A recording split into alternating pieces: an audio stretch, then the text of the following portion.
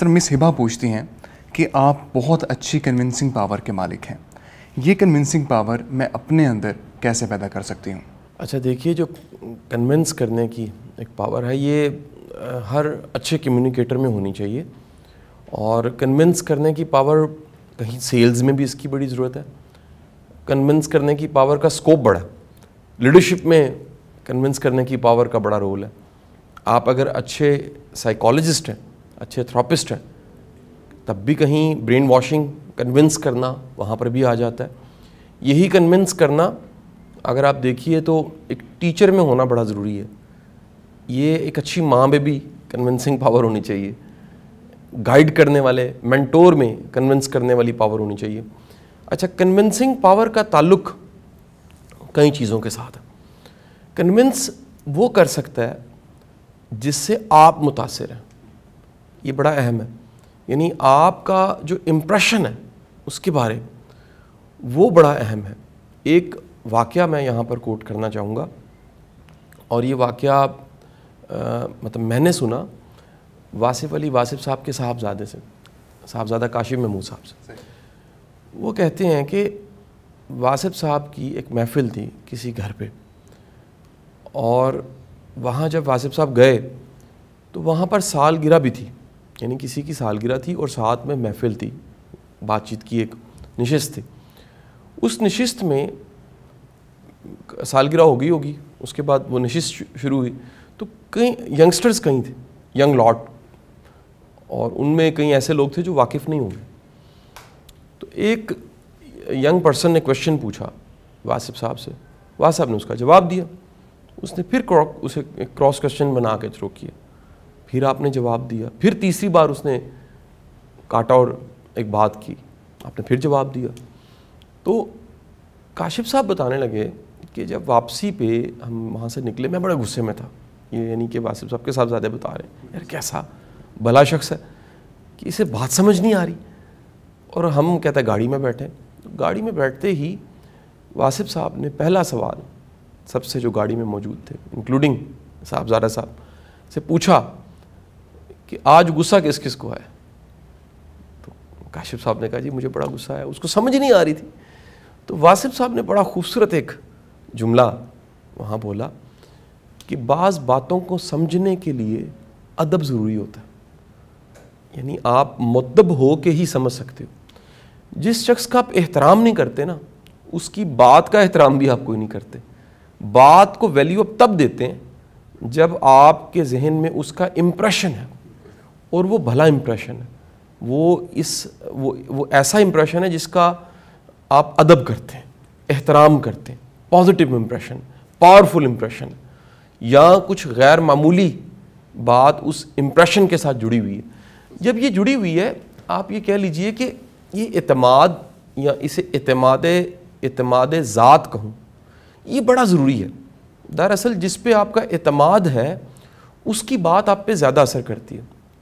آپ جس سے امپریس ہیں اس کی تھوڑی کہی ہوئی بات بڑا اثر کر جائے گی. آپ جس سے امپریس ہی نہیں ہیں، وہ دنیا کی بہترین باتیں کرتا رہے، کنونس کرتا رہے، آپ اس سے متاثر نہیں ہوں گے. سو میرا خیال یہ ہے کہ کنونس کرنا یا کنونسنگ پاور یہ بعد کی باتیں ہیں کہ علم ہونا چاہیے، کلیئرٹی ہونی چاہیے، اور بڑا ایک وسعت ہونی چاہیے آپ کے اندر کی. وہ سب اپنی جگہ پہ، میں انکار نہیں کرتا، وہ سب چیزیں اہم ہیں. لیکن اس سے کہیں زیادہ ضروری اس ذات کا امپریشن، اس ذات کا تقدس، احترام آپ کے دل میں ہے تو اس کی بات سے آپ کنونس ہو جائیں گے. مثلا آپ فرض کرتے ہیں کہ آپ کسی کی بات نہیں مان رہے، لیکن ایک ایسا شخص ہے جس کا آپ احترام کرتے ہیں، آپ اس کو اپنا استاد کہتے ہیں، آپ اس کو اپنا مرشد کہتے ہیں، آپ اس کو اپنا مینٹور کہتے ہیں. وہ بات آپ کو تھوڑی سی بات کہے گا، صرف نصیحت کرے گا، یار ایسے نہیں ایسے، آپ فوراً کنونس ہو جائیں گے. پتہ لگا کہ یہاں پر قطع نظر اس سے کہ اس کا علم کتنا تھا، اس کا مطالعہ کتنا تھا، وہ جو اعتماد تھا، یہ اعتماد کہ یہ مجھ سے مخلص ہے، یہ اعتماد کہ یہ میرے سے محبت کرتا ہے، یہ اعتماد کہ یہ دل سے میرا احترام کرتا ہے. اور احترام ان دی سینس کہ میں بھی اہم ہوں, میری بھی کوئی ویلیو ہے. تو یہ امپریشن جب کسی کے بارے میں آپ کا ہے, آپ کنونس ہو جائیں گے.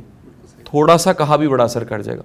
لیکن اگر آپ کے ذہن میں کسی کے بارے میں ایمبیگوٹی پائی جاتی ہے, آپ مبہم ایک امپریشن رکھتے ہیں, آپ کلیئرٹی نہیں ہے, آپ کے پاس اعتماد نہیں ہے, آپ کا دل مطمئن نہیں ہے, دنیا کی بہترین بات بھی وہ کہے گا تو آپ اس بات کا اثر نہیں لیں گے.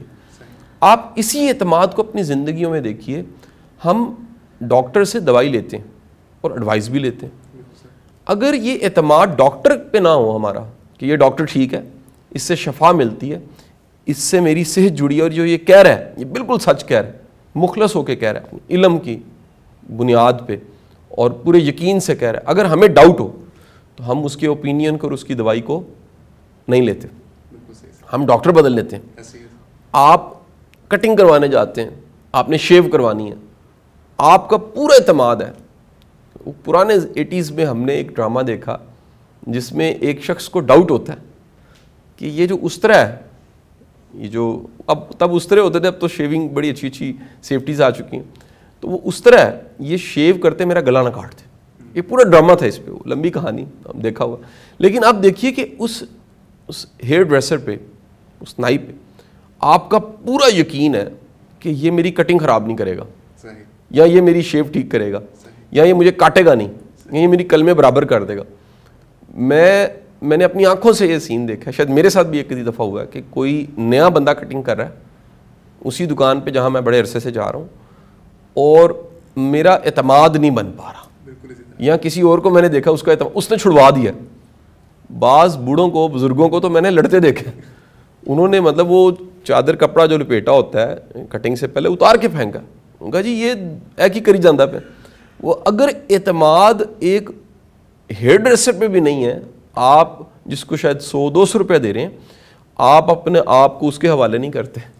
تو میرا ماننا یہ ہے کہ نصیحت, کنونس ہونا یا بات لینا, اس کا بڑا گہرا تعلق آپ کی ذات پہ ہے کہ آپ کی ذات قابل اعتماد ہے, آپ بھروسے کے لائق ہیں, آپ کے بارے میں یہ تاثر پایا جاتا ہے کہ اس کو پتہ ہے, آپ کے بارے میں یہ تاثر ہے یہ مخلص ہے, آپ کے بارے میں یہ تاثر ہے یہ بڑے اخلاص سے مجھے رستہ دے گا, آپ کے بارے میں یہ تاثر پایا جاتا ہے کہ یہ سچا ہے, آپ کے بارے میں یہ تاثر ہے کہ یہ مجھے دھوکہ نہیں دے گا, آپ کے بارے میں تاثر ہے کہ یہ میرے اعتماد کو ٹھیس نہیں پہنچائے گا. اگر یہ ہے پھر آپ کی بات کا اثر.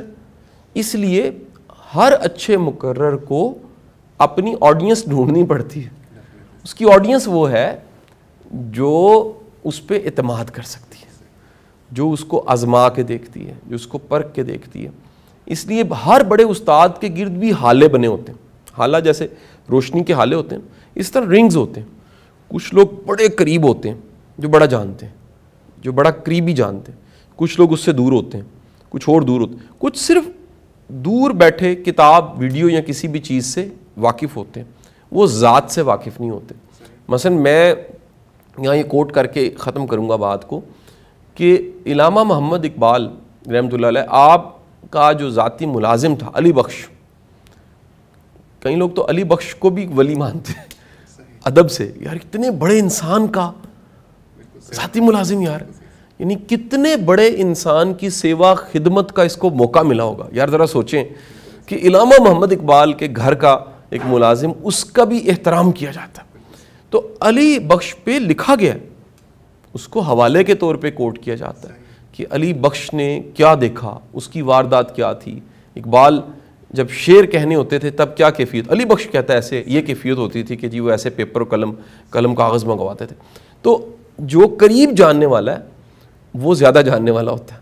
تو یہ حالیں ہیں آپ کی, وہ آپ سے جڑا طبقہ جن کو آپ نے نصیحت کرنی ہے, وہ اگر آپ کا احترام نہیں کرتے اور آپ قابل احترام ان کے لیے نہیں ہیں, آپ کی سونے کی طرح کی قیمتی نصیحت بھی ان کے کام نہیں آتی.